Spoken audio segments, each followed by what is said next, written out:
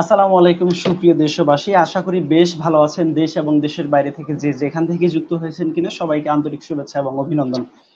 আজকে আমার সঙ্গে যে মানুষটি আমার টক শো উইথ আতিক শোতে অংশগ্রহণ করেছেন, উনি শুধুমাত্র বাংলাদেশ না, বহির্বিশ্বের আহ, পরিচিত একটি জেলা, আলোচিত কিংবা সমালোচিত একটি জেলা, যেটি বাংলাদেশের সবাই এক নামে ভেবে চেনে, ব্রাহ্মণবাড়িয়ার বাঞ্ছারামপুর উপজেলা থেকে। আমি কাইন্ডলি স্যার, আমি আপনার পরিচয় বা আপনার বর্তমান কর্মযোগ্য যে কর্ম প্রতিষ্ঠান আমি আপনার মাধ্যমে শুনতে চাচ্ছি। Thank you. আপনাকে অনেক ধন্যবাদ আতিক ভাই, এত সুন্দর একটি প্রোগ্রাম তৈরি করার জন্য। ইতিমধ্যে আমি আপনার প্রোগ্রাম দেখেছি এর আগে, আমার খুবই ভালো লেগেছে যে একটা ভিন্ন ধর্মী একটা প্রোগ্রাম তৈরি করা, সেই জায়গা থেকে আপনাকে অনেক ধন্যবাদ। মূলত হচ্ছে আমি সবসময় চেষ্টা করি, আমার নাম শামীম, আমি চেষ্টা করি মানবিক কাজগুলি করার জন্য। নিরপেক্ষ ভাবে আমি সবসময় চেষ্টা করি মানবিক কাজগুলির সাথে সবসময় জড়িত থাকার জন্য, যে কোনো জায়গায় যে কোনো স্থানে হতে পারে। আর আমি মূলত এই মুহূর্তে পাশাপাশি বিজনেস করছি। আমার একটা বিজনেস আছে, সেই বিজনেসের সাথে জড়িত, এবং পাশাপাশি আমি মানবিক কাজগুলো করছি। ধন্যবাদ। অসংখ্য ধন্যবাদ স্যার। আমি আগেই বলছি, আপনি বাংলাদেশের মানে সবচেয়ে আলোচিত এবং সমালোচিত যে জেলা ব্রাহ্মণবাড়িয়ার সন্তান। আমি শুরুতেই আপনার কাছে যে কোশ্চেনটা রাখতে চাচ্ছি, যে আমরা প্রত্যেকেই চাই আমাদের কাঙ্ক্ষিত বাংলাদেশ বা স্বপ্নের বাংলাদেশ একটি সুপ্রতিষ্ঠিত দেশ হিসেবে বিশ্বের দরবারে মাথা উঁচু করে দাঁড়াক। বাট টু বি অনেস্ট, গত 53 বছর থেকে আমরা স্বাধীনতা অর্জন করলেও পাইনি এটা। বাট এই প্রশ্ন আমি পড়ে যাচ্ছি, আপনার দৃষ্টিকোণ থেকে আমাদের কাঙ্ক্ষিত বাংলাদেশটি কেমন দেখতে চান, কাইন্ডলি যদি বলতেন। এই প্রশ্নটা যখন কেউ আমাকে করে তখন আমি হতভম্ব হয়ে যাই। কেন এরকম বাংলাদেশ আসলে আমরা দেখতে চাই? স্বাধীনতার পর থেকে, যখন আমাদের দেশ স্বাধীন হয়, তখন থেকে আসলে আমাদের পরাধীনতার শিকল থেকে আমরা নতুন একটা দেশ আমরা তৈরি করা হয়। সেই পরাধীনতার শিকলটা আদৌ পর্যন্ত আমাদের পিছনে, আমি মনে করি আমাদের পিছনে এখনো আমরা রেখে আছে। যেরকম মনে করেন যে আমরা আসলে কোন বিষয়গুলির জন্য আমরা এত পিছিয়ে আছি, বাট বাংলাদেশটা আসলে কোথায় যাবার দরকার ছিল এবং আমরা কোন জায়গায় আছি, এটা নিয়ে মনে হয় আমি একটু ছোট্ট করে দু একটা কথা বলি। সেটা হচ্ছে যে আমরা সবসময় নেতাভিত্তিক রাষ্ট্র তৈরি করে, হ্যাঁ, এই জিনিসটা কিন্তু আমরা এখন যার জন্য আমরা এত পিছনে পড়ে আছি, হ্যাঁ, নেতাভিত্তিক রাষ্ট্রের জন্য আমরা এতটুকু পিছিয়ে আছে। যদি নীতিভিত্তিক রাষ্ট্র হতো তাহলে কিন্তু আজকে আমাদের এই দেশ এত পিছিয়ে থাকতো না। তো আমার মনে হয় আমাদের নীতিভিত্তিক রাষ্ট্র একটা দরকার। তো এই জায়গাটা যদি আমরা তৈরি করতে পারি তাহলে আমাদের কাঙ্ক্ষিত বাংলাদেশ আসলে আমরা দেখতে পারবো। আপনি মনে করেন আজকে আপনি বাংলাদেশ সর্বোচ্চ পর্যায়ে দেখা যাচ্ছে আপনি একটা জনপ্রতিনিধি হয়েছেন, আপনি ভোটে হতে পারেন, অথবা ভোট ছাড়াও আপনি খুব সহজে জনপ্রতিনিধি বাংলাদেশে হয়ে গিয়েছেন। এই মুহূর্তে সবচেয়ে বড় যে কাজটি ছিল যে আপনার উপজেলা অথবা আপনার ইউনিয়ন অথবা আপনার গ্রামটাকে একটা সৌন্দর্য একটা গ্রাম তৈরি করার জন্য। মূলত কি আপনি কখনো করতে পেরেছেন? আদৌ কি হয়েছে? কেন হয় না? আপনি যদি আমাকে প্রশ্ন করেন যে এখনো কেন হয় নাই, স্বাধীনতার 53 বছর পরও কেন আমরা এতটুকু পিছিয়ে আছি, তাই ফার্স্ট অফ অল যেটা বলবো সেটা হচ্ছে যে আমরা সবসময় আমাদের নিজের যেই আখের গোছানো ব্যস্ততা, সেটা মূলত আমাদের সবসময় আছে। আপনি একটু চিন্তা করেন সেকেন্ড যে প্রশ্নটা, যে কেন আমাদের মূলত হচ্ছে সামাজিক ভাবে আমাদের যে দায়বদ্ধতাটা না, আমরা সেই সামাজিক ভাবে সেই দায়বদ্ধতা এখনো আমরা পালন করতে পারি না। কেন আমরা সামাজিক দায়বদ্ধতা পালন করি না? যখন আপনি একজন প্রতিনিধি হয়ে যাবেন তখন আপনি আপনার পরিবার অথবা আপনি আপনার জায়গায় কিভাবে আপনার অট্টালিকা তৈরি করতে পারেন, অথবা আপনি আপনার জায়গা থেকে কিভাবে মানুষকে শোষণ করতে পারেন, সেই জায়গাগুলো আপনি তৈরি করেন। কিন্তু আপনার পাশের মানুষটাকে কিভাবে আপনি মানবিকভাবে তাকে তার যে জায়গাগুলো আছে সেই জায়গাগুলো কিন্তু কখনো আমরা কখনো দেখি না। বিশেষ করে যার জন্য আজকে আমাদের এই অবস্থা। এখন আপনি বলেছেন যে আসলে আমরা আমাদের রাষ্ট্রকে আসলে কেমন দেখতে চাই। আমি ফার্স্ট অফ অল একটা কথা বলবো, আমরা আমাদের রাষ্ট্রকে আমাদের যে মৌলিক অধিকার, সেই মৌলিক অধিকারটা আমরা আদায় করতে চাই। তাহলে মনে হয় আমাদের রাষ্ট্র একটা সুন্দর একটা রাষ্ট্র তৈরি হতে পারে। আমাদের মৌলিক অধিকারটা আগে প্রয়োজন।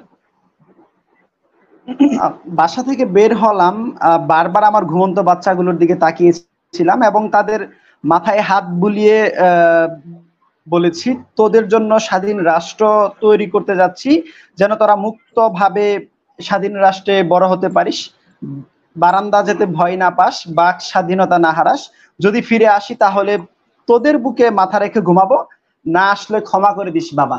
এই পোস্ট যখন আপনি গত 5 আগস্ট আপনার সামাজিক যোগাযোগ মাধ্যম ফেসবুকে পোস্ট করলেন, ঠিক তার আগ মুহূর্তে একটি বারের জন্য কি মনে হয়নি যে আপনার মাসুম বাচ্চাগুলো যদি তার বাবা হারায় বা আপনার ওয়াইফ যদি তার স্বামী হারায়, তখন তাদের কি অবস্থা হবে? জি, ধন্যবাদ। এই পোস্টটা আমি সকাল 7টা 7:30টার দিকে দিয়েছিলাম, খুব ভোরে। মূলত হচ্ছে এর আগের দিন যখন আমি আমার ওয়াইফের সাথে কথা বলি এই বিষয়টা নিয়ে, যে আসলে দেশের যে ক্রান্তি লগ্ন সময়, যেখানে দেখেন আমরা যদি মূলত একটা জিনিস দেখে থাকি যে গণউত্থান, এটা কিন্তু এখন হয় নাই, এরশাদ আমলে সেটা হয়েছিল। বাট এরশাদ আমলেরটা আর বর্তমানে যে গণউত্থান সেটা কিন্তু সম্পূর্ণ ডিফারেন্ট। সেখানে ছিল মূলত একটা রাজনৈতিক একটা প্রেক্ষাপট। বাট এই মুহূর্তে যে পজিশনটা ছিল, নট অনলি রাজনীতি, আপনি দেখেন যে এখানে একটা ছাত্র সমাজ ছিল, ছাত্র সমাজের মধ্যে কয়েকটা ক্যাটাগরি ছিল। একটা হচ্ছে প্রাইভেট ইউনিভার্সিটি স্টুডেন্টরা ছিল, আরেকটা ক্যাটাগরি ছিল পাবলিক ইউনিভার্সিটিতে ছিল, এবং সমাজে আরেকটা শ্রেণী ছিল যে রিক্সাওয়ালা, তারাও কিন্তু এই গণউত্থানের সাথে জড়িয়ে গিয়েছিল। এবং পাশাপাশি আপনি যদি প্রাইভেট যে ভালো ভালো ইন্ডাস্ট্রি গুলি দেখেন, সেই ইন্ডাস্ট্রি গুলি এমডি যারা আছে তারাও কিন্তু প্রত্যেকে কিন্তু একটা কাতারে দাঁড়িয়েছে, তারা দেশটাকে স্বৈরতান্ত্রিক থেকে মুক্ত করার জন্য। তো সেই জায়গা থেকে আমি একটা ক্ষুদ্র একটা মানুষ, আমি সবসময় চেষ্টা করি সাদাকে সাদা এবং কালোকে কালো বলার জন্য। এটা আমি নৈতিক ভাবে সবসময় চেষ্টা করি। তো আমি আমার ওয়াইফের সাথে যখন বলেছি যে আগামীকাল সকালবেলা আমি যাব, সে তখন একটা বার বলেছিল যে তুমি যেও না, তোমার সন্তান কি হবে, তোমার সন্তানগুলি কি হবে। তারপরও আমি দেশের কথা চিন্তা করে, অথবা দেশের যে কিছু, আপনি আগে যে কথাটা বলেছেন যে জানালার পাশে যেতে পারে না, যেটা আমি উল্লেখ করেছিলাম যে আমার সন্তান মুক্ত বাতাসে যাতে বড় হয়, সেই জায়গা থেকে আমি চেয়েছি যে আমি যদি মারাও যাই, তাহলে আমার বাচ্চাটা যাতে একটা মুক্ত বাতাসে বড় হতে পারে, সে যাতে সাদাকে সাদা এবং কালোকে কালো বলতে পারে, অথবা তার লেখনী শক্তি দিয়ে সে প্রতিবাদ করতে পারে। সেই জায়গা থেকে আমি চেষ্টা করেছি যদি আমি বেঁচে যাই তাহলে আমি সন্তানদেরকে নিয়ে বিজয় উৎসব পালন করব, আর আমি যদি মরে যাই তাহলে তারাও বলবে যে আমার বাবা স্বাধীনতার জন্য, দেশের জন্য সে যুদ্ধে মারা গিয়েছে।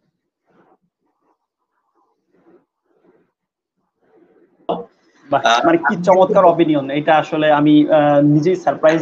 অনেকে এটা মূলত জানে না, বেসিক্যালি আমি আমার ওয়াইফের বাসার চাবিটা লুকিয়ে রেখেছিল। সো লুকানো যে জায়গায় ছিল আমি জানতাম সে প্রায় সময় এই জায়গায় চাবিটা রাখে, আমি সেই জায়গা থেকে চাবিটা খুলে আমার বাচ্চাদেরকে দেখে তারপর আমি চলে যাই। তো ওই সময়টা না, আমি তখন বুঝতে পেরেছি যে আসলে 1971 সালে মুক্তিযুদ্ধের সময় কিভাবে একটা আত্মত্যাগ, একটা বিজয় ছিনিয়ে আনার জন্য কিভাবে মানুষ আত্মত্যাগ করেছে, সেই জায়গাটা আমার তখন একটা ফিল হয়েছে। সো আমি এর জন্য মূলত গিয়েছিলাম যে স্বাধীনতা করে নিয়ে তারপর আমার সন্তানদের সাথে মুক্ত বাতাসে তাদেরকে বড় করব। জি জি, আমার কোশ্চেনটা হচ্ছে যে বর্তমান কাঙ্ক্ষিত বাংলাদেশ বিনির্মাণে আমরা যে বাংলাদেশ প্রত্যাশা করি, আপনি একটু আগে বললেন যে আমরা গত 53 বছর এটা পরিপূর্ণ কি নেতার শাসন পেয়েছি, বাট নীতির প্রয়োগটা পাইনি। আপনি যে বাংলাদেশ প্রত্যাশা করেন এটি বিনির্মাণ করতে বা এটি পুনঃবাস্তবায়িত করতে বর্তমান যে ডক্টর মোহাম্মদ ইউনূস প্রধান উপদেষ্টার মাধ্যমে বা তার কাছে কি প্রত্যাশা করেন আগামী 5 বছর যদি তারা ক্ষমতায় থাকে, বা তাদের বেসিক যে করণীয় বিষয়টা কি হতে পারে? বিশেষ করে আমি একটা জিনিস আপনার মাধ্যমে আসলে জানাতে চাই, যারা দর্শক আছে অথবা যারা আপনার কথা শুনছে, আমি মূলত সবচেয়ে বেশি প্রাধান্য দেব হচ্ছে আমাদের রেমিটেন্স যোদ্ধাদেরকে। বিশেষ করে আমরা যখন কোঠা আন্দোলনের সাথে জড়িত ছিলাম, সবচেয়ে বেশি আমার মনে লেখনী শক্তি দিয়ে সবচেয়ে বেশি প্রভাব ফেলেছিল যে আসলে যারা রেমিটেন্স যোদ্ধা যারা বাহিরে আছে তারা। শুধুমাত্র তারা না, তারা কিন্তু অলরেডি সবাই মিলে কিন্তু রেমিটেন্স শাটডাউন করে দিয়েছিল, যার জন্য কিন্তু আজকে আমরা স্বাধীন একটা মুক্ত বাতাস পেয়েছি। সো আমি মনে করি যে বাংলাদেশের সবচেয়ে বড় ফাইটার যদি হয় তারা হচ্ছে রেমিটেন্স যোদ্ধারা। সো আমি ডক্টর ইউনূস স্যারকে আমার পক্ষ থেকে একটা আবেদন করব যে আমাদের যারা রেমিটেন্স যোদ্ধারা, যারা ত্যাগের বিনিময়ে পরিবার পরিজনকে রেখে অনেক দূরে আছে, তাদের জন্য কিছু সুযোগ সুবিধা অবশ্যই দিতে হবে। বিশেষ করে যেমন তারা রেমিটেন্স পাঠিয়ে আমাদের দেশের চাকাকে সচল করে, তারা যখন বাংলাদেশে আসে আপনি দেখবেন যখন তারা এয়ারপোর্টে আসে তাদের লাগেজ, অথবা যারা যখন এয়ারপোর্টে ঢুকে তারা চুরের মতো করে তাদের লাগেজগুলি ফেলে দেয়, অথবা তারা দেখা যাচ্ছে যে এক জায়গা থেকে আরেক জায়গা যাবে সেই সুযোগ সুবিধাগুলো পায় না। তো আমি মনে করব বাংলাদেশের ভিআইপি সুযোগ যদি পেতে পারে তাহলে একমাত্র যারা রেমিটেন্স যোদ্ধারা আছে তারাই ভিআইপি সুবিধা পাবে। যখন তারা টার্মিনালে আসবে তখন তারা বিএপি সুবিধা পাবে, প্রত্যেকটা জায়গায় তাদের বিএপি সুবিধা থাকতে হবে। সেকেন্ড যে পর্যায়ে যেটা আছে সেটা হচ্ছে যে আমরা যদি রেমিটেন্স যদি আমাদের বাড়ে তাহলে দেশের চাকা আরো সচল হবে। সেই জায়গা থেকে যেটা করতে হবে আমার মনে হয় যে একটা সময় যখন রেমিটেন্স যোদ্ধারা বাংলাদেশে চলে আসে তারা কিন্তু দেখা যাচ্ছে তারা কোনো সুযোগ সুবিধা পায় না। আমি মনে করব তখন যদি তারা বাংলাদেশে আসে তখন তাদেরকে একটা প্রণোদনা বা পেনশনের মতো একটা সিস্টেম চালু করা যেতে পারে। দেখা যাচ্ছে তারা আসার পর তাদের কর্মক্ষেত্র কিছু যাতে কাজ করতে পারে সেই জায়গা থেকে তাদেরকে একটা পেনশনের সুযোগ দেওয়া যেতে পারে। তৃতীয় যে কাজটা করা যেতে পারে সেটা হচ্ছে যে রেমিটেন্স যোদ্ধাদের তারা পরিবার পরিজনকে রেখে তারা কিন্তু বাইরে থাকে, সেই জায়গা থেকে পরিবার পরিজনকে অবশ্যই বাংলাদেশে বিভিন্ন জায়গা থেকে তাদেরকে সুযোগ সুবিধা দিতে হবে। যেমন শিক্ষা ক্ষেত্রে হতে পারে, চিকিৎসা ক্ষেত্রে হতে পারে, চিকিৎসা ক্ষেত্রেও তারা সর্বোচ্চ সুযোগ সুবিধা পেতে পারবে, শিক্ষা ক্ষেত্রেও তারা সর্বোচ্চ সুযোগ সুবিধা পেতে অবশ্যই পেতে হবে। তাহলেই কিন্তু দেখবেন যদি রেমিটেন্স যোদ্ধারা যদি আরো তাদের টাকা এবং তারা যদি সবকিছু যদি বাংলাদেশে বেশি করে পাঠায় তাহলে বাংলাদেশের চাকা অবশ্যই সচল হবে।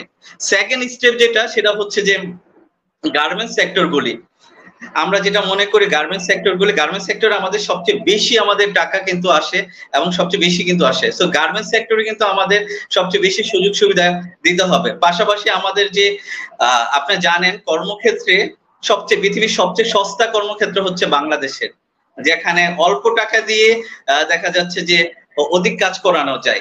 সেই জায়গা থেকে জি আপনি কিছু বলছেন? আমি আপনাকে মাঝখানে একটু আটকাচ্ছি যে পাচ্ছি আমার যে সম্পূর্ণ কোশ্চেনটা ছিল যে বাংলাদেশ পোশাক শিল্পে অলমোস্ট 79% অ্যাবভ বলা যায় 80% বৈদেশিক মুদ্রা হচ্ছে বাংলাদেশ ব্যাংকে আসে পোশাক শিল্পের মাধ্যমে। আজকে যদি আপনি লক্ষ্য করেন যে আমাদের 20-15 বছর পূর্বের যে দেশগুলা স্বাধীনতা পেয়েছে, জাপান, কোরিয়া, মালয়েশিয়া, তারা কেন পোশাক শিল্পকে গুরুত্ব দিচ্ছে না? আপনার কি একটি বারের জন্য মনে হয় না যে আমরা খুব সস্তায় একদম পোশাক যেটা সেলাই করি এটা আর থেকে যদি আমরা এই গার্মেন্টস সেক্টর থেকে আস্তে আস্তে ডে বাই ডে বের হয়ে আমাদের যে মা বোন বা ভাই যারা হচ্ছে পোশাক শিল্পের সঙ্গে শ্রম দিচ্ছে বা এই কাজের সঙ্গে নিযুক্ত, এটা একসাথে সম্ভব না? আস্তে আস্তে ওই দিক থেকে বের করে এনে এদেরকে কারিগরি শিক্ষায় শিক্ষিত করে আমাদের দেশটা কি জাপান, কোরিয়া বা মালয়েশিয়ার কাতারে দাঁড়াতে পারে না? আমার কোশ্চেন হচ্ছে এইটা যে আমরা কেন শুধুমাত্র পোশাক শিল্পের উপর ডিপেন্ডেবল থাকবো? আজকে যদি আপনি দেখেন যে আমাদের থেকে সস্তায় কেউ শ্রম দেয় না। আপনি সাউথ এশিয়ার ইন্ডিয়াতে আমাদের একটা ওয়ার্কারের স্যালারি 20-25-30 হাজার টাকা, বাট আমাদের দেশের একটা ওয়ার্কার 8-10 হাজার টাকায় কাজ করে। আপনি আমার থেকে এটা ভালো জানবেন। তো আমাদের বর্তমান যে ডক্টর মোহাম্মদ ইউনূস স্যার আছে উনি কি এই পদক্ষেপটা নিতে পারেন কিনা একটু কাইন্ডলি বলবেন যে আমরা কর্মমুখী মানে শিল্পমুখী কর্মকাণ্ডে কেন যেতে পারতেছি না, একটু কাইন্ডলি বলবেন আমাকে। খুব সুন্দর কথা বলেছেন। এটার পিছনে আসলে আমি মনে করি দুইটা কারণ আছে। আমরা আসলে কারিগরি শিক্ষাটা আমরা অনেক পিছিয়ে আছি। হ্যাঁ, আমাদের মূলত কারিগরি শিক্ষাটা খুবই প্রয়োজন, যার ফলে দেখা যাচ্ছে সমাজে এক শ্রেণী ব্যক্তি যারা মালিক বলেন বা মালিকের দোসর বলেন, আমি একদম তাদেরকে মালিকের দোসর বলবো, তারা তাদের সর্বোচ্চ তাদের যারা শ্রমিক আছে শ্রমিকের মাংসের অথবা রক্তের বিনিময়ে যে পরিশ্রমে সেই পরিশ্রমে ন্যায্য হিস্সা কিন্তু দিচ্ছে না, যার জন্য শুধুমাত্র আমাদের শ্রমিক শ্রেণী না আমরা দেশও কিন্তু অনেকটা পিছিয়ে আছে।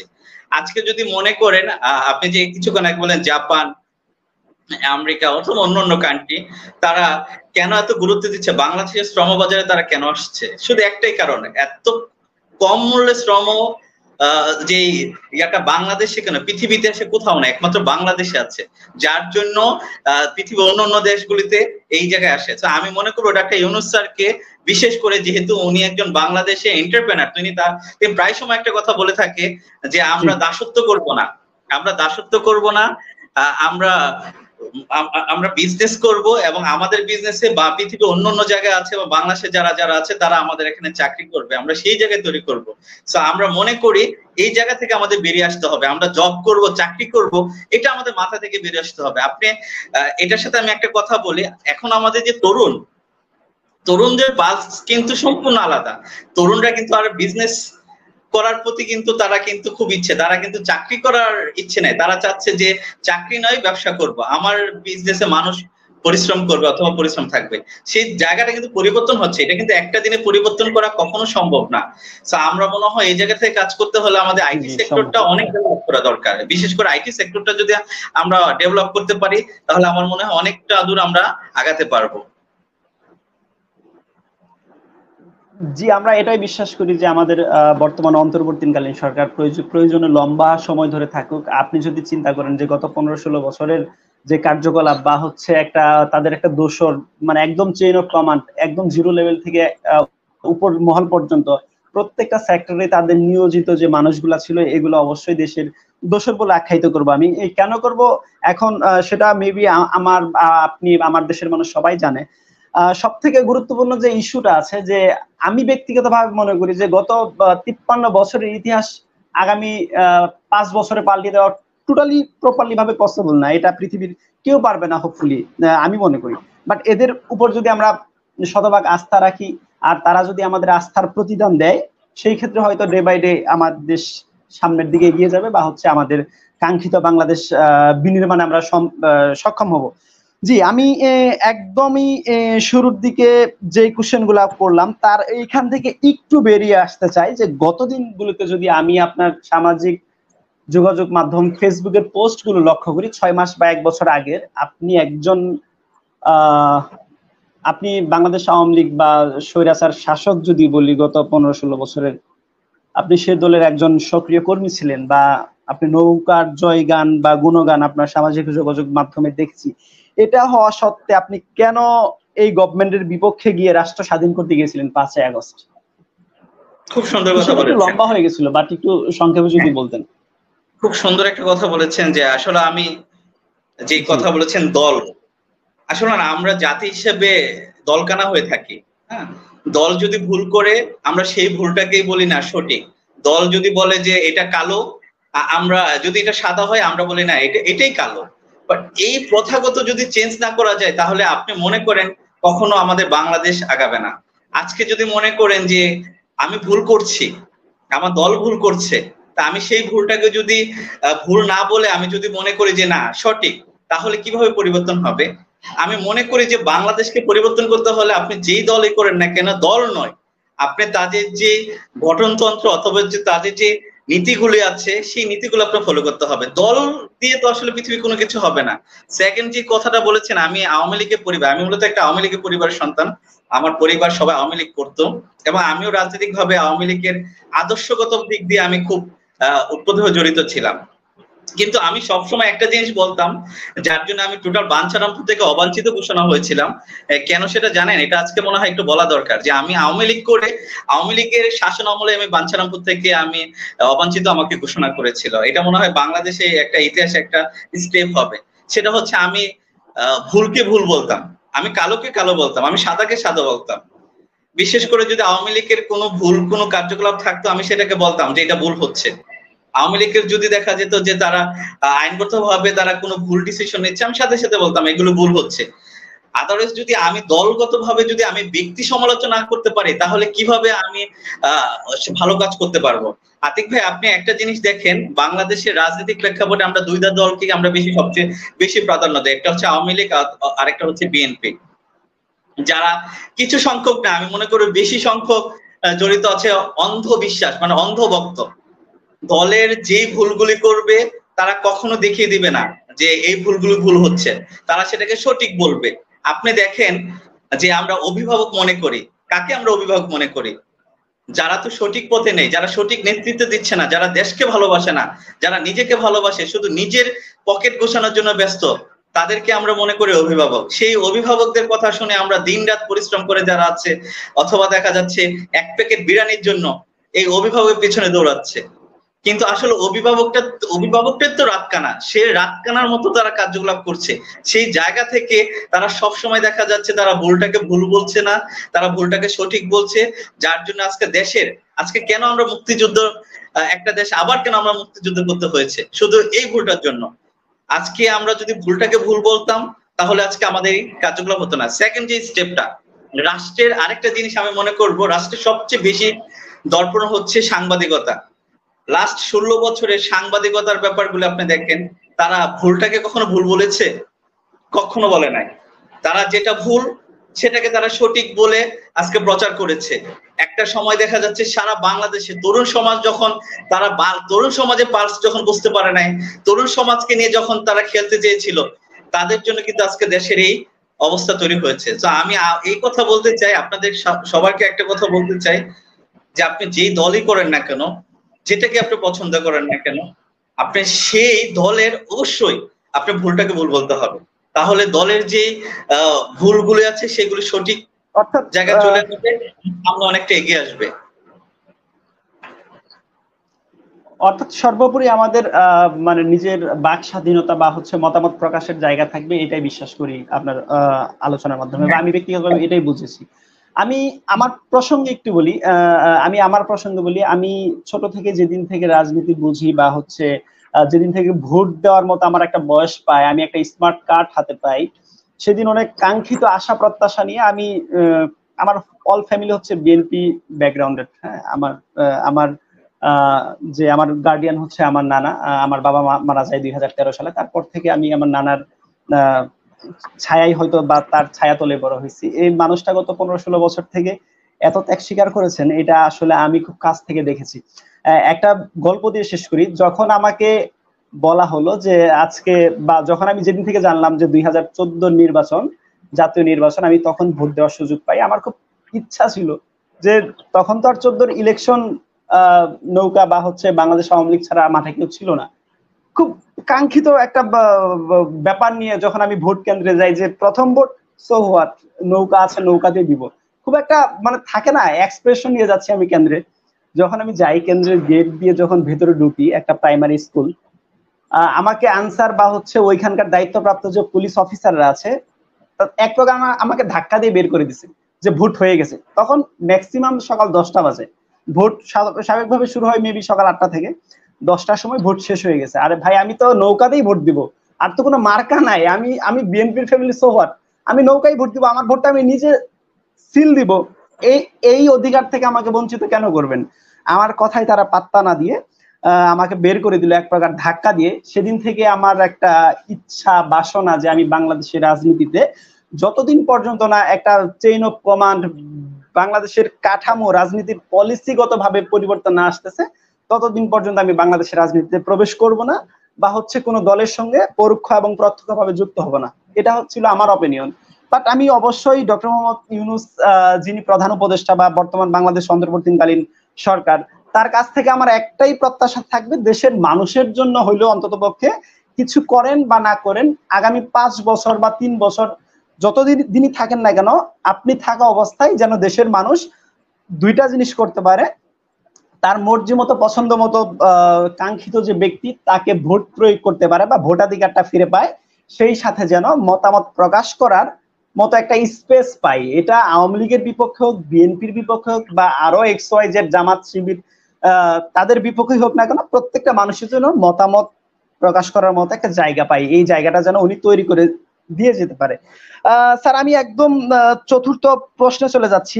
এটা একদম সিমিলার কোশ্চেন ছিল, যে গত 53 বছরে ধরে বাংলাদেশ স্বাধীনতা অর্জন করতে সক্ষম কোন সরকারই কেন আমাদের কাঙ্ক্ষিত বাংলাদেশ উপহার দিতে পারে না? একদম এই সম্পর্কে মেবি আপনি একটু আগে বলেছিলেন। বর্তমান সরকারের 3টা টপিক বলবেন, যেই টপিক গুলো সংস্কার করা উচিত। দেশের মানুষ একটা লাইন পাবে, যে লাইনের মাধ্যমে তারা হাঁটলে বা ওই লাইন মোতাবেক কাজ করলে আমার দেশটা একটা ভালো অবস্থানে পৌঁছাবে আগামী 10-15 বছর, যাই বলেন না কেন। জি, ধন্যবাদ। খুব সুন্দর একটা প্রশ্ন করেছেন। যে আসলে এই প্রশ্নটা আমি ব্যক্তিগতভাবে অনেক জায়গায় আমি শুনেছি, প্লাস হচ্ছে আমি এই প্রশ্নটা অনেক জায়গায় বলেছি, যে আসলে আমরা কিভাবে পরিবর্তনটা নিয়ে আসতে পারি। 3টে স্টেপ আপনি বলেছেন।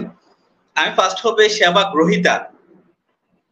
আমরা মূলত সবসময় বঞ্চিত, যে আমরা সেবা গ্রহীতা। আমরা যারা সেবা গ্রহণ করতে যাই, আপনি মনে করেন যে একটা ভূমি অফিস হতে পারে, অথবা একটা সরকারি হসপিটাল হতে পারে, অথবা আপনি মনে করেন যে কোনো একটা সরকারি একটা অফিসে হতে পারে। আপনি যখন সরকারি অফিসে যাবেন, আপনি সেবা গ্রহীতা মনে হবে আপনি একটা চাকর। একটা কর্মচারীর কাছে গিয়েছে। সেই জায়গাটা আমার মনে হয় সবচেয়ে বেশি পরিবর্তন করতে হবে। সেবা গ্রহীতার জায়গাটা যাতে, সে সেবা যখন নিতে যাবে, সেই জায়গাটা যাতে অবশ্যই দেখা যাবে যে সেবা গ্রহীতা সর্বোচ্চ পর্যায়ে যাতে সেই সুযোগ সুবিধাটা পায়। আপনি বিশেষ করে দেখেন, আপনি যদি একটা হসপিটাল, সরকারি হসপিটালে আপনি যান, আজকে আপনি ভুক্তভোগী, আপনি হসপিটালে সেবা নেওয়ার জন্য আপনি যাচ্ছেন হসপিটালে, আপনি যাওয়ার পর কিন্তু আপনি কাঙ্ক্ষিত সেবা আপনি পাবেন না। কেন পাচ্ছেন না? মূলত পাচ্ছে না দুইটা কারণে, সেটা হচ্ছে জবাবদিহিতা। বাংলাদেশে এখন পর্যন্ত জবাবদিহিতা তৈরি করতে পারে নাই। আমি মনে করি আপনি যদি প্রাইভেট হসপিটালে যান, প্রাইভেট আপনি কোনো সেক্টরে যান, দেখবেন যে আপনি যখন সেবা গ্রহীতা যাবে তাকে সর্বোচ্চ সম্মান এবং সর্বোচ্চ সুযোগ দিবে। তো এই জায়গাটা সবচেয়ে বেশি পরিবর্তন করতে হবে, একটা চেইন অফ কমান্ড তৈরি করতে হবে, এবং সেকেন্ড যেটা করতে হবে, একটা জবাবদিহিতা রাষ্ট্র তৈরি করতে হবে। এটা যে কেউ হয়, সমাজে একদম কর্মচারী, সর্বনিম্ন কর্মচারী হতে পারে, অথবা সমাজের সর্বোচ্চ একদম সচিব হতে পারে, সেই জায়গা থেকে তাদের একটা জবাবদিহিতা তৈরি করতে হবে। আপনি মনে করেন একটা উপজেলার মধ্যে একজন সর্বোচ্চ ব্যক্তি হতে পারে একজন ইউনো স্যার, অথবা একজন এমপি হতে পারে। তাদের যে জায়গাগুলো আছে সেই জায়গাগুলো তাদের জবাবদিহিতা তৈরি করতে হবে প্রতি মান্থলি, মাসিক। সমাজে যারা আছে প্রত্যেকটা সেক্টরে, প্রত্যেকটা কর্মক্ষেত্রে, আপনি মনে করেন যে কোনো একটা জায়গা হতে পারে ভূমি মন্ত্রণালয় বা যে কোনো অফিস হতে পারে, সেই অফিসে যারা সেবা বঞ্চিত তাদের কথাগুলো শুনতে হবে। সেই জায়গায় একটা চেম্বার রাখতে হবে, ছোট একটা বক্স করতে হবে, হ্যাঁ, যেখানে হচ্ছে আপনি সেবা গ্রহণ করতে গিয়ে কোন কোন জায়গাগুলো আপনি সুযোগ নাই, পত্র জমা দিতে পারবো। হ্যাঁ, অভিযোগ বক্স থাকতে হবে। সেই অভিযোগ বক্স গুলো নিয়ে প্রতি মাসিক, আমার মনে হয় প্রতি মাসিক সেই সেক্টরে যারা আছে তারা এই ব্যাপার নিয়ে সর্বোচ্চ সুযোগটা দিতে হবে। দ্বিতীয় যে সুযোগটা আপনি বলেন সেটা হচ্ছে তরুণ যারা আছে, তরুণদেরকে সর্বোচ্চ সুযোগ দিতে হবে। আপনি দেখেন, আপনি স্বাধীনতা 53 বছর পর আমরা কেন দেশকে আবার স্বাধীন করতে চাই? শুধু একটাই, আমরা তরুণ যারা আছি, আপনারা তরুণ যারা আছেন অথবা তরুণ যারা আছে, তরুণ যে যা চাচ্ছে সেই কাঙ্ক্ষিত লক্ষ্যটা এখন পর্যন্ত আমরা পৌঁছে দিতে পারি নাই। তরুণরা কখনো ভুল পথে নেয় না। তরুণদের যদি আপনি সঠিক জায়গায় আপনি পৌঁছাতে পারেন, তাহলে তরুণরা কিন্তু আপনার সর্বোচ্চ পর্যায়টা আপনি দিবে। তো তরুণদেরকে আমি মনে করব যে তারা কর্মক্ষেত্রে অথবা সর্বোচ্চ, দেশের সর্বোচ্চ জায়গায় তাদেরকে বসাতে হবে। তৃতীয় যে কথাটা বলছেন আপনি, একটু আগে যে বলছেন ভোটাধিকার, খুব সুন্দর। আমি প্রায় সময় একটা কথা বলি, সমাজে আপনি যদি মনে করেন যে একটা দলের প্রধান, আমরা যাকে প্রধানমন্ত্রী বলি, অথবা দেখা যাচ্ছে যে একজন এমপি হতে পারে যে কোনো জায়গায়, হ্যাঁ, যে কোনো জায়গা হতে পারে, তাদেরকে দুইবারের বেশি সুযোগ না দেওয়া। আমি মনে করবো যে সমাজে যদি একজন রাষ্ট্রপতি হয় অথবা প্রধানমন্ত্রী হয়, সে সমাজে দুইবারের বেশি কখনো সে প্রধানমন্ত্রী হতে পারবে না। তাহলে কি হবে, আমাদের যে প্রবলেম গুলো আছে, যে দুর্নীতিগুলো আছে, দুর্নীতিগুলো কমে যাবে। তাহলে আমি মনে করি যে দেশটাকে একটা সুন্দর একটা রাষ্ট্র হিসেবে পরিচালনা করা যাবে। অসংখ্য ধন্যবাদ স্যার। আসলে এত গুরুত্বপূর্ণ 3টা কোটেশন তুলে ধরবেন এটা আমি ভাবতেও পারি নাই। একদম আমার মনে হয় যে সর্বপ্রথম এই 3টা বিষয় গুরুত্ব দেওয়া উচিত। সেই ক্ষেত্রে হয়তো বা আমরা যদি জবাবদিহিতার জায়গাটা পাই, একটা মানুষ যদি বা আমাদের যে অভিভাবক থাকে উপজেলা লেভেল থেকে শুরু করে জেলা পর্যায়ে বা এমপি, মন্ত্রী, মিনিস্টার, প্রাইম মিনিস্টার পর্যন্ত, সেই ক্ষেত্রে হয়তো বা তাদের একটা দায়বদ্ধতা তৈরি হবে যে আমি একটা ভুল কাজ করব বা একটা মানি লন্ডারিং থেকে শুরু করে একটা ব্যভিচার করব, সেই ক্ষেত্রে হয়তো তারা বারবার চিন্তা করবে যে না, আমার একটা জবাবদিহিতার জায়গা আছে। আমরা যারা সাধারণ নাগরিক আছি, সবকিছু যদি আমরা দেশের হর্তাকর্তা আমরা তাদের কাছেই দাবি করি বা তাদের কাছে প্রত্যাশা করি বা তাদের কাছে তাকিয়ে থাকি, তারাও তো আমাদের দিকে তাকিয়ে থাকে বা তাদের জায়গা থেকে যদি তারা প্রপারলি কাজ করে যাচ্ছে।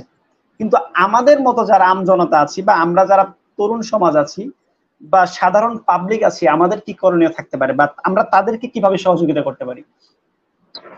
সুন্দর কথা বলেছেন আতিক ভাই। আপনার কথাতে আমি এখন যে কথা একটা বলি সেটা হচ্ছে যে লাস্ট কিছুদিন আমরা যে ট্রাফিকের কাজ করছে, সাধারণ যারা স্টুডেন্ট ট্রাফিকের কাজ করছে, আপনি দেখবেন যে তারা কিন্তু বাসায় মনে হয় না যে বাবা মা রান্না করে দেওয়ার পর যে প্লেটটা, সেই প্লেটটা নিজে তারা ধরে খাচ্ছে।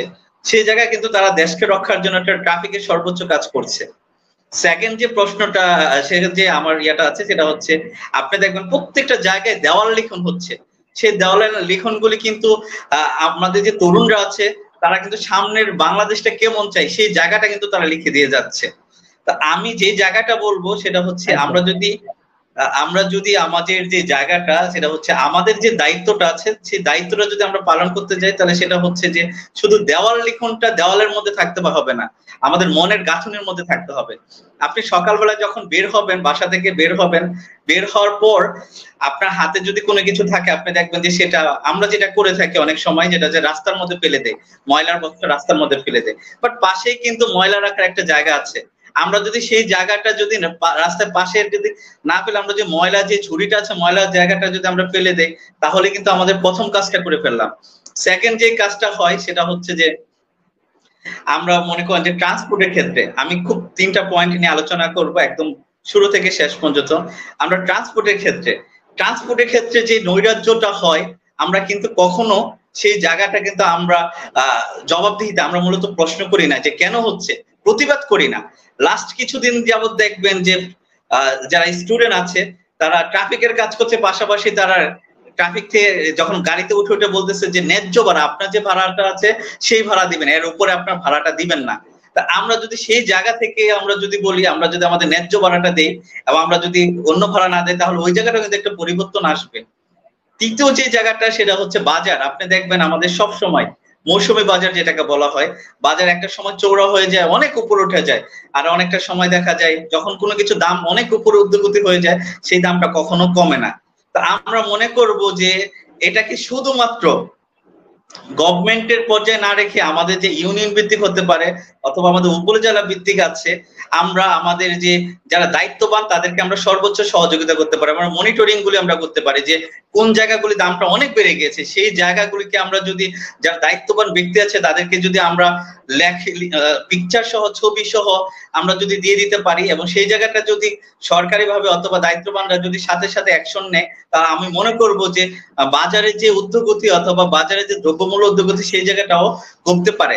সো আমাদের মূলত হচ্ছে আমাদের নিজেদেরকে পরিবর্তন করতে হবে। আমরা যদি নিজেরা পরিবর্তন হতে পারি তাহলে অবশ্যই দেশ পরিবর্তন হবে। আমরা নিজেরা যদি পরিবর্তন না হতে পারি দেশ কখনো পরিবর্তন হতে পারবে না। আমি প্রায় সময় কথা বলি যে গ্রামটাকে মায়ের মতো ভালোবাসতে হবে। আমার অনেকগুলো ইয়াতে আপনারা দেখেন, আপনি যদি মাকে ভালোবাসেন, আপনি যদি আপনার গ্রামকে ভালোবাসেন, তাহলে আপনার মাকে যেরকম ভালোবাসেন আপনার গ্রামটাকে সেরকম ভালোবাসতে হবে। আপনার গ্রামটাকে আপনি ভালোবাসেন, আপনার উপজেলাটাকে আপনি ভালোবাসেন, সমগ্র বাংলাদেশটাকে আপনি ভালোবাসেন, তাহলে দেখবেন আপনার সোনার একটা বাংলাদেশ তৈরি হবে। আমরা যেই বাংলাদেশটার জন্য এতটা বছর অপেক্ষা করেছি, এতগুলো মানুষ আবার শহীদ হয়েছে, সেই বাংলাদেশটার জন্য আবারও আমরা আমাদের নৈতিকতা যে জিনিসগুলো আছে সেই দিকগুলো আমরা দেখি, আমরা সুন্দর বাংলাদেশ তৈরি করতে পারবো একসাথে। আমরা দুর্নীতিমুক্ত বাংলাদেশ চাই সর্বোপরি, এটা আমাদের প্রত্যেকটা মানুষেরই কাম্য বা স্বপ্ন যে আমরা ধরেন একটা ইউনিয়ন পরিষদ থেকে শুরু করে একদম মন্ত্রণালয় পর্যন্ত কোনো একটা কাজ নিয়ে যখন দাঁড়াবো, ঠিক প্রত্যেকটা সেক্টরে যখন আপনি একজন আপনার প্রাইমারি শিক্ষক তার পেনশন ভাতা তুলতে যাবে, প্রত্যেকটা টেবিলে টেবিলে যখন তার হয়রানির শিকার হতে হয়, তার বাবার বয়সী একটা মানুষ বা তার দাদার বয়সী একটা মানুষ, এই জায়গাগুলো থেকে শুরু করে আপনি পাসপোর্ট করতে যাবেন, এনআইডি কারেকশন করতে যাবেন, সর্বোপরি যখন রাষ্ট্রীয় কোনো সেবা নিতে যাবেন, প্রত্যেকটা সেক্টরে কেমন মানুষ হয়রানির শিকার হয়। এইখান থেকে উত্তরণের উপায়টা কি বলে মনে করেন আপনি? আতিক ভাই, এটার পিছনে আমি আরেকটা উদাহরণ দিব যে আসলে আমাদের কিছু ভুল আছে, আমরা দিচ্ছি, এটাই আমাদের ভুল। এটা যদি উপর মহল থেকে সিস্টেমিকলি পরিবর্তন না হয়, আমার ইমিডিয়েট 2 দিনের মধ্যে ফর এক্সাম্পল এনআইডি কার্ড আর পাসপোর্ট এক সপ্তাহের মধ্যে প্রয়োজন। এখন দায়িত্বপ্রাপ্ত অফিসার যদি আমাকে বলে যে আপনি আমাকে মানে একটা সিস্টেম করেন বা হচ্ছে সব কথা তো তারা মুখে বলে না, মানে তাদের মতো করে বলে। এখন আমার ইমিডিয়েট 7 দিনের মধ্যে একটা পাসপোর্ট দরকার, ও 10,000 টাকা দাবি করে বসে।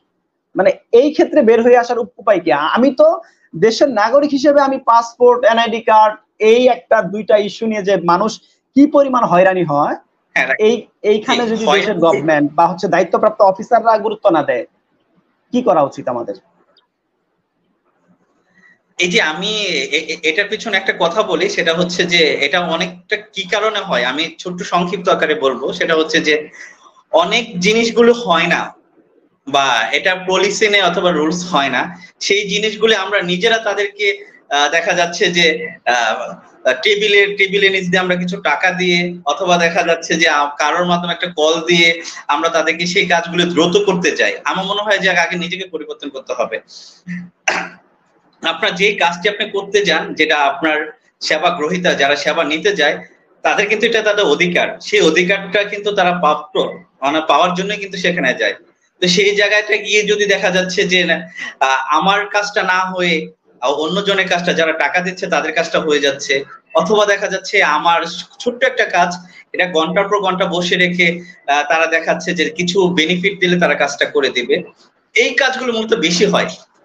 সো এই যে জায়গাগুলি আছে এটাকে ডেভেলপ করতে হলে আপনি 2টা কাজ করতে হবে, সেটা হচ্ছে আবারও সেটা জবাবদিহিতা। সমাজের যে পর্যায়ে যে সেক্টর গুলো আছে, যে পর্যন্ত যতদিন জবাবদিহিতা তৈরি না হবে ততদিন পর্যন্ত এগুলি পরিবর্তন হবে না। আপনি বিশেষ করে দেখেন প্রাইভেট সেক্টর, আমি বারবার একটা উদাহরণ দিই, প্রাইভেট সেক্টরে কেন এইগুলো হয় না। আপনি যদি আজকে প্রাইভেট একটা ব্যাংকে যান, আপনাকে যাওয়ার পরে একটা চা খাওয়াবে অথবা একটা কফি দিবে, আপনাকে স্যার সম্বোধন করবে। আর আপনি সাথে সাথে আপনার প্রাইভেট একটা হসপিটালে যান অথবা প্রাইভেট আপনি যেটা বলেন একটা এনআইডি সংশোধনের কোথাও যান, আপনাকে কখনো স্যার বলবে অথবা আপনাকে এক গ্লাস পানি দিবে? আপনাকে তুচ্ছ তাচ্ছিল্যের মতো আচরণ করবে। আগে সিস্টেমটা পরিবর্তন করতে হবে। যতদিন পর্যন্ত এই সিস্টেমটা পরিবর্তন না হবে ততদিন পর্যন্ত আমরা কোনো কিছু পরিবর্তন করতে পারবো না। সো আমি ডক্টর ইউনূস স্যারকে আবারও আমাদের পক্ষ থেকে একটা অনুরোধ করব যে সমাজের যে পচে যাওয়া যে জায়গাগুলো আছে সেই জায়গাগুলিকে আগে সুস্থ করতে হবে, তাহলে পরিবর্তন হবে। পচে যাওয়া জায়গাগুলো যদি আপনি সুস্থ না করতে পারেন তাহলে আপনি একটা সুন্দর একটা রাষ্ট্র কখনো পাবেন না। সো আমরা পচে যাওয়া জায়গাগুলো সুন্দর করি, পচে যাওয়া জায়গাগুলো আমরা সুস্থ করি, তাহলে সমাজ সুন্দর হবে।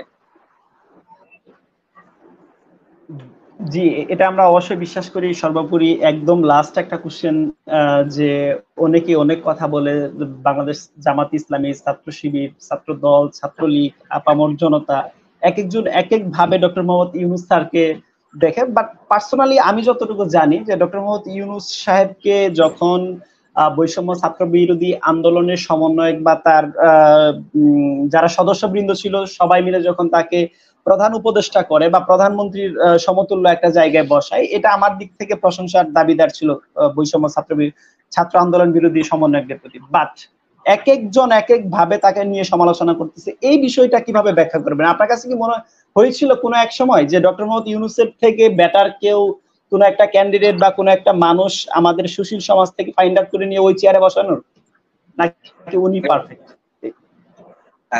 এর পিছনে ছোট্ট একটা কথা বলে তারপরে আমি আমার উত্তরটা দিচ্ছি। সেটা হচ্ছে আমরা সব সময় আমরা ফেসবুক নির্ভর। ফেসবুকে যদি দেখা যাচ্ছে ছোট একটা পোস্ট, ডাক্তার ইউনূস স্যার দেখা যাচ্ছে ঘুষ খাচ্ছে অথবা দেখা যাচ্ছে সে যে ঋণ দিচ্ছে, সেই জায়গাগুলো যখন প্রচারণা হচ্ছে, সুদের যে ব্যাপারটা, সেই জিনিসগুলো যখন প্রচারণা হচ্ছে তখন একটা শ্রেণী চিন্তা করছে যে না, সুদ ব্যক্তিকে আসলে রাষ্ট্রে পরিচালনা দেওয়া যেতে পারে না। সেই জায়গাটা আমি একটা স্টেপে আপনাকে ধরলাম। সেকেন্ড যেটা হচ্ছে, সে একজন এন্টারপ্রেনার। আমি মনে করবো বহির্বিশ্বে তার মতো পরিচিত মুখ আর কেউ নাই, বাংলাদেশে এরকম পরিচিত মুখ কেউ নেই। সেই জায়গা থেকে আমার মনে হয় যে দেশের একটা লাস্ট একটা পর্যায়ে আমি মনে করবো দেশের একদম আমাদের বডিটা যদি মনে করি একটা ক্যান্সার আক্রান্ত, সমগ্র বডিটা আমাদের ক্যান্সার হয়ে গেছে। এই জায়গা থেকে সুস্থ করতে হলে এরকম একজন ডক্টর প্রয়োজন যে ক্যান্সারের বিশেষজ্ঞ, তারই প্রয়োজন। সেই জায়গা থেকে আমি মনে করবো ডাক্তার ইউনূস হচ্ছে বেস্ট। বহির্বিশ্বের জন্য তার যে একটা সুনাম আছে এবং বহির্বিশ্বের সাথে যে তার একটা ভালো একটা সম্পর্ক আছে, একটা লেয়াজও আছে। আমাদের দেশকে একটা চেঞ্জ মেকিং করতে হলে তার বছর অথবা 6 বছর অথবা 5 বছর সময়টা যদি দেওয়া হয় তাহলে আমার মনে হয় যে আমাদের কাছ থেকে একটা পর্যায়ে নিয়ে নিতে পারে। আপনি বলছিলেন যে বহির্বিশ্বে যে তার একটা লিয়াজো আছে, ইউরোপ আমেরিকা থেকে শুরু করে পশ্চিমা রাষ্ট্রগুলোর সঙ্গে তার একটা ভালো বন্ডিং। আমি বিলিভ করি যে আমাদের সাউথ এশিয়ার মধ্যে উনি ওয়ান এন্ড অনলি পারসন যে তাকে এত ভালো চিনে বহির্বিশ্বের উপর মহলের যে মানুষগুলো আছে। জি, আমি যে কথা বলতেছিলাম কিছুক্ষণ আগে যে ডক্টর ইউনূস স্যারকে কেন দিয়েছে, অথবা আসলে আমরা যারা তরুণ আছি বা আমরা ছাত্র জনতা সবাই মিলে কেন তার প্রতি আমরা হয়েছিলাম, সেটা হচ্ছে যে দেশের এই ক্রান্তি লগ্নে আমার মনে হয় না সেকেন্ড কোনো ব্যক্তি বাংলাদেশে ছিল যার হাতে বাংলাদেশের এই পর্যায়টা দেওয়া যেতে পারে। আপনি যদি বিরোধী দল বলেন অথবা যে কোনো দল বলেন, কাউকে হাতে যদি দেওয়া হয় তাহলে আমার মনে হয়, আমার ব্যক্তিগত মনে হয় দেশটাকে আরো 20 থেকে 50 বছর পিছিয়ে যেত। তো সেই জায়গা থেকে ডক্টর ইউনূস স্যারের যেহেতু বহির্বিশ্বের সাথে একটা ভালো একটা সম্পর্ক আছে এবং সে যখন একটা এন্টারপ্রেনার অথবা সে একটা নোবেল বিজয়ী, সে সর্বদিক থেকে তার একটা সব জায়গা থেকে একটা গ্রহণযোগ্যতা আছে। সেই জায়গা থেকে আমার মনে হয় আমার দেশকে একটা জায়গায় সে নিয়ে যেতে পারে। সুপ্রিয় দর্শক মন্ডলী, আমরা আসলে আমাদের অতিথির কাছ থেকে এটাই বুঝতে পারলাম যে আমাদের দেশে কিছু কিছু ক্ষেত্রে কারেকশন দরকার, জবাবদিহিতার জায়গা তৈরি করতে হবে, যে একটা অভিযোগ বক্সের মাধ্যমে হোক। আমাদেরও কিছু নীতিগত দায়িত্ব নিয়ে আসা দরকার। এগুলো নিয়ে খুব শীঘ্রই আমাদের বর্তমান অন্তর্বর্তীকালীন সরকার